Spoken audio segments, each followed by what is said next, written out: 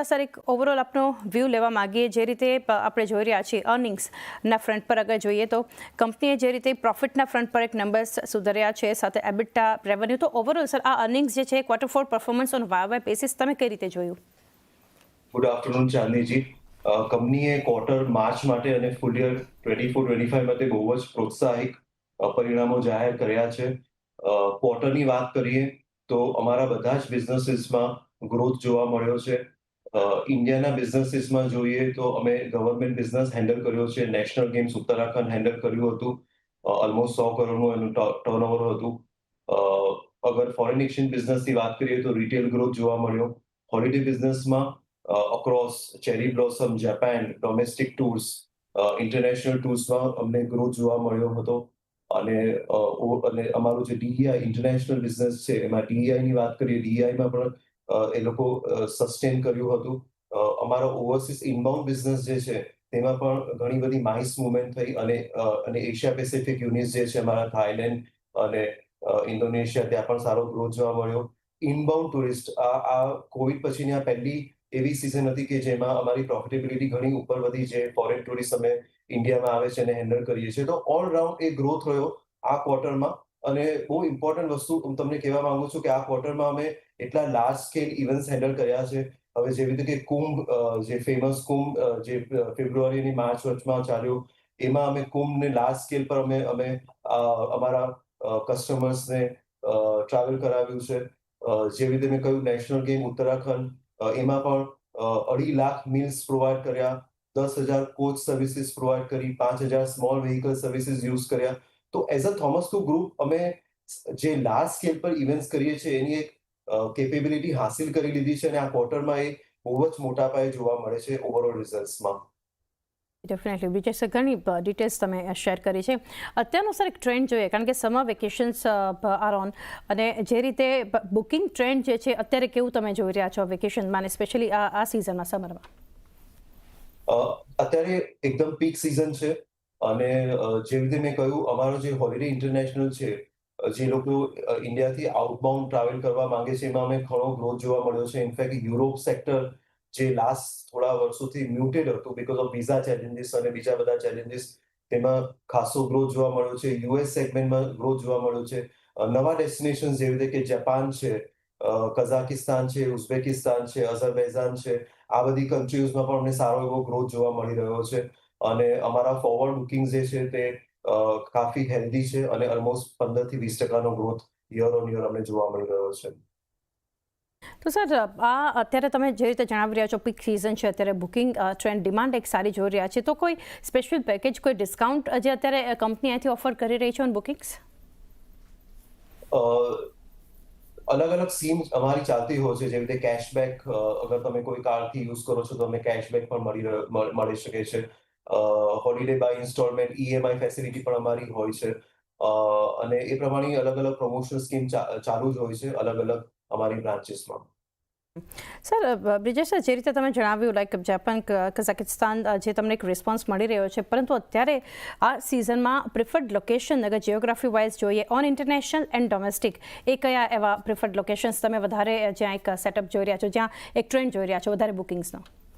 ઇન્ટરનેશનલમાં આ વખતે અમને યુરોપનો ટ્રેન્ડ વધારે જોવા મળી રહ્યો છે. યુરોપ અને પછી જાપાન, કારણ કે એપ્રિલ, મે, જૂન મંથ જાપાન માટે ફેવરેબલ સિઝન છે. એ લોકોનું મોન્સૂન ચાલુ થાય એની પહેલા, તો જાપાનનો ટ્રેન્ડ જોવા મળી રહ્યો છે.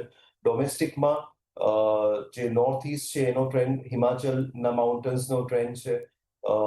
ભૂતાન એક ડેસ્ટિનેશન જે અમારું છે તે પણ ઘણું સારું કરી રહ્યું છે. ઇનફેક્ટ થોમસ કુક ગ્રુપે અમારી ચાર્ટર સર્વિસીસ શરૂ કરી છે અમદાવાદથી અને બેંગ્લોરથી, ખાસ ભૂતાન માટે. સો આ બધા પોપ્યુલર ડેસ્ટિનેશન્સ અત્યારે ચાલી રહ્યા છે. ઓકે સર, તો સર આવનારા સમય માટે બ્રાન્ચીસ ઓર નેટવર્ક એક્સપેન્શન કુછ કંપનીના કોઈ પ્લાન્સ છે? હા, ફાઇનાન્શિયલ યર 25-26માં નેટવર્ક એક્સપાન્શન અમારો એક કી પ્રાયોરિટી છે. કારણ કે અમે સ્મોલર ટાઉન્સમાં ટિયર 2-3 સિટીઝમાં એક્સપાન્ડ કરવા માંગીએ છીએ અને અમારો જે એક્સપાન્શનનો રૂટ છે તે અમારી પોતાની બ્રાન્ચીસ નહીં હોય. મોટાભાગના કેસમાં અમે ફ્રેન્ચાઇઝી રૂટ અડોપ્ટ કરી રહ્યા છીએ, કારણ કે એમાં અમને ઘણી બધી ફ્લેક્સિબિલિટી મળી શકે છે. સર, એની સાથે એક જાણવા માગીશું અહીંયાથી, ખાસ કરીને ફિનાન્શિયલ સર્વિસીસ ઓર ફોરેક્સ, ડિજીફોટો બિઝનેસ જે છે એ આગળ અહીંયા ચાલીને કઈ રીતના એક ગ્રોથ જોઈ રહ્યા છો અહીંયા સેગમેન્ટ્સમાં? ડિજીફોટો જે અમારું યુનિટ છે બેઝ આઉટ ઓફ દુબઈ, એ લોકો ફોટો ઇમેજિંગ સર્વિસીસમાં છે. સો ફોર એક્ઝામ્પલ, તમે કોઈ રાઈડમાં બેઠા હોય અને જે કેન્ડિડ ફોટોગ્રાફી થતી હોય અને તમે રાઈડમાંથી બહાર નીકળો, અમ્યુઝમેન્ટ પાર્કમાંથી બહાર નીકળો, ત્યારે તમને પછી એ લોકો ફોટા બતાવે છે કે તમારા ફોટા છે. એ બિઝનેસ છે.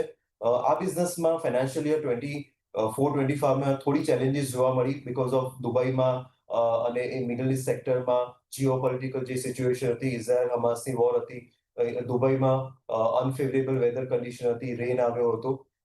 તો 24-25માં થોડી ચેલેન્જીસ હતી, પણ માર્ચ ક્વાર્ટર જે અમે જોયો અને એપ્રિલનો અત્યારે જો અમે ટ્રેન્ડ જોઈએ છે, બિઝનેસ પાછો બાઉન્સ બેક કરી રહ્યો છે.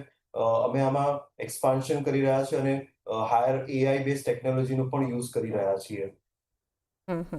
સર, આગળ એ જાણીશું એટ વોટ રેટ તમે અહીંયાથી માની રહ્યા છો કે company can grow in FY26? કોઈ માર્જિન્સને લઈને ટાર્ગેટ તમે કોઈ શેર કરવા માંગશો? અમે એઝ અ ફિલોસોફી કોઈ પણ ટાર્ગેટ કે ફોરવર્ડ લુકિંગ સ્ટેટમેન્ટ નથી આપી રહ્યા, પણ જે પ્રમાણે મેં કહ્યું કે ફોરવર્ડ લુકિંગ જે અમે અત્યારે જોઈ રહ્યા છે ઇન્ટરનેશનલ બિઝનેસના, તે ઘણા ડિસન્ટ છે અને 15-20% ગ્રોથ અમને ફોરવર્ડ લુકિંગ્સમાં દેખાઈ રહ્યો છે. અમે કન્ટિન્યુઅસલી ફોકસ કરતા હોઈએ છીએ અમારા માર્જિન ઉપર. ઇનફેક્ટ એક બહુ ઇમ્પોર્ટન્ટ વસ્તુ હું તમને કહેવા માંગુ છું કે અમારો જે કોસ્ટ બેઝ છે, ઇનડાયરેક્ટ કોસ્ટ બેઝ, જે અમે કોવિડ પહેલા ફાઇનાન્શિયલ 19-20માં જે અમારો કોસ્ટ બેઝ હતો, એ જ કોસ્ટ બેઝ અમે જાળવી રાખ્યો છે despite increasing the overall total income. અને માર્જિન મેનેજમેન્ટ અને કોસ્ટ ઓલવેઝ અમારો એક ફોકસ રહ્યો છે અને એને આવનારા સમયમાં પણ અમે કન્ટિન્યુઅસલી ફોકસ કરી રહ્યા છીએ. એટલે આગળ સર, એ પણ અગર કોઈ તમે ડિટેલ્સ શેર કરી શકો, સ્ટ્રેટેજિક પાર્ટનરશિપ પ્લાન આવનારા સમય માટે હાલ કોઈ કંપનીનું બનતું દેખાડી રહ્યું છે એઝ ઓફ નાઉ? જે અમે ટેકનિકલ પાર્ટનરશિપ હોય છે તે અમે કરતા જ હોય છે, જેવી રીતે કે ડીઈઆઈમાં જેવી રીતે સ્ટ્રેટેજિક સાઇટ્સ હોય એની સાથે અમે પાર્ટનરશિપ કરીએ છીએ. હવે હમણાં માર્કેટિંગની વાત કરું તો આ ક્વાર્ટરમાં અમે કાર્તિક આર્યનને અમારા બ્રાન્ડ એમ્બેસેડર તરીકે લીધા છે, જે અમારા ફોરેન એક્સચેન્જ બિઝનેસ માટે અમે એક બોર્ડરલેસ પ્રીપેડ કાર્ડ લોન્ચ કર્યું છે, જે ખાસ કરીને ઇન્ટરનેશનલ ટ્રાવેલર્સ માટે ઘણું સરળ અને સુગમ છે. આ પ્રમાણે અમારા ટાઈઅપ્સ અને સ્ટ્રેટેજિક પાર્ટનરશિપ થતી જ હોય છે. અમે એઆઈ બેઝ ટેકનોલોજીમાં ઘણું બધું ઇન્વેસ્ટ કરી રહ્યા છે, તો એને માટે પણ અમે જે એઆઈ સ્પેશિયલિસ્ટ ટ્રાવેલ કંપનીઓ હોય છે એને માટે પણ સ્ટ્રેટેજિક પાર્ટનરશિપ કરતા હોય છે. એટલે એટ ઓપરેશનલ લેવલ આ અમારું ઓનગોઈંગ એક સ્ટેપ હોય જ છે. Okay sir. સર, એક જ્યારે આપણે ટ્રાવેલની ચર્ચા કરીએ તો એક પોઈન્ટ તમારી પાસેથી જે જાણવો છે, ટ્રાવેલ ટ્રેન્ડમાં કોઈ બદલાવ તમે નોટિસ કર્યો છે? લાઈક અત્યારના કોઈ પણ હોલિડેઝ પણ પ્લાન થતા હોય તો વિથ ઘણી બધા પ્રોફેશનલ આસ્પેક્ટ્સને ધ્યાનમાં રાખીને, હર્ડલ્સને ધ્યાનમાં રાખીને, લિમિટેશન્સ ધ્યાનમાં રાખીને, શોર્ટ હોલ ટ્રાવેલ્સ છે, શોર્ટર બ્રેક્સ છે, એ કંઈ તમે ઓબ્ઝર્વ કર્યું છે કે કઈ રીતે શોર્ટ લોંગ ડ્યુરેશન માટે લોકો અહીંયાથી બુકિંગ્સ કરાવે છે? એ કેવો ટ્રેન્ડ જોઈ રહ્યા છો ટાઈમને લઈને? એકચ્યુઅલી ધ ટ્રેન્ડ જે અમે જોઈ રહ્યા છીએ, લોકો વર્ષમાં 2 હોલિડે લઈ રહ્યા છે, એક શોર્ટ હોલ અને એક લોંગ હોલ. અને શોર્ટ હોલમાં ડોમેસ્ટિક પણ આવી જાય છે. અને જે નવો ટ્રેન્ડ અમે જોઈ રહ્યા છે કે બહુ એક્સપેરિમેન્ટલ જે હોય છે ટ્રાવેલ, લોકો એમાં બિલીવ કરવા માંડ્યા છે. ફોર એક્ઝામ્પલ, કોઈ પણ ડેસ્ટિનેશનમાં કોઈ ઇવેન્ટ હોય, કલ્ચરલ શો હોય, ત્યાંના કેફેઝ હોય, એવી સાઇટ્સ કે જ્યાં ઇન્સ્ટાગ્રામ પર ફોટો લઈ શકીએ, રીલ્સ બનાવી શકીએ. તો આ જે યંગ જનરેશનનો આ ટ્રેન્ડ છે અમે જોઈ રહ્યા છે. ફોર એક્ઝામ્પલ, અગર અમારી યુથ સેન્ટ્રિક ટૂર્સ હોય છે, તો પબ્સ, કેફે, ડિસ્કોથેક્સ એક્સેટ્રા, એ પ્રમાણેની રેસ્ટોરન્ટ કે જ્યાં ઇન્સ્ટાગ્રામ રીલ્સ બની શકે, ફૂડ એક્સપેરિમેન્ટેશન જે થઈ શકે, આ બધા ટ્રેન્ડ્સ અમે ખાસ જોઈ રહ્યા છે. અને લોકો હવે આઇટિનરી છે થોડી ઇઝી લેવા માંગ્યા છે. એક સમય એવો હતો કે લોકોને થોડા દિવસમાં ઘણું બધું કવર કરવું હોય છે, પણ હવે લોકો થોડી ઇઝી આઇટિનરી બનાવવાનું પ્રેફર કરી રહ્યા છે. આ બધા અમુક ચેન્જીસ અમે જોઈ રહ્યા છીએ.